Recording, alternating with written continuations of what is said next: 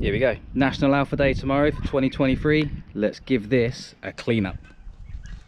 She's a little bit dirty. As you can see, she's been sat for a while. She's been in the garage.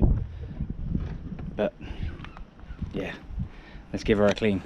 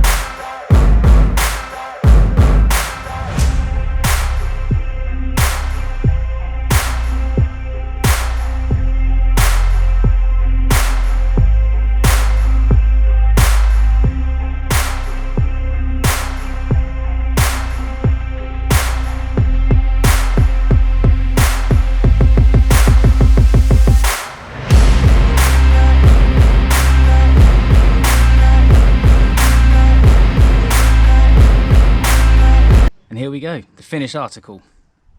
For a car that is nearly 20 years old, she's cleaned up lovely. Given her minor imperfections in terms of the bodywork, she scrubs up lovely. I'll see everyone at National Alpha Day tomorrow.